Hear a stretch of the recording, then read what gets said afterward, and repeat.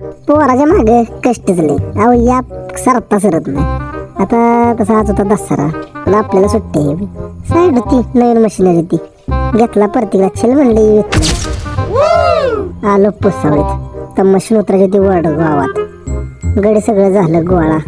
मैफिल जे मी चलो म्हटलं. आता गाडीला गाड्या लावल्या गाड्यानी आणि मशीन बी हलती केली. तर आलो वडगावात एका मागे एक गाडी त्याच्या मागे मशीन. जोरात नियोजन आहे. पुढं आलो मशीन उतराय घेतली. रॅम्प लावला तिथंच लागलीच हो. व्यवस्था करून उतरली. मालकाने लगेच पाणी मारून घेतलं. पूजनाचा बी कार्यक्रम झालाच म्हणायचं. उत्कृष्टरित्या कार्यक्रम झाला. फटाकड्या वाजल्या. आम्ही खच्चून पेढं खाल्लं. सुट्टी असती वय.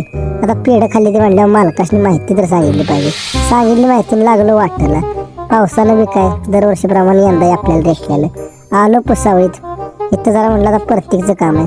परतीकने 1 किलो रवा आणि 1 तेलाचा डबा घेतला आणि तिथं लागल्या वळीनं पुसावळीत चहा प्याला.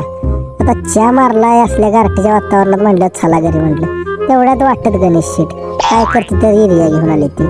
उसाला डोस टाकायचाय. बाह्या पोतं कापायचं काय आणायचं विसरलेला. दगडानं कार्यक्रम लावलेला त्याचा. चालायचं आयुष्यात कष्ट कुणाच्या नाही. ही बाई नाही कष्ट खुळं. बाह्याला जरा मदत केली आणि आपलं देवागत आलो घरी गपगुमान.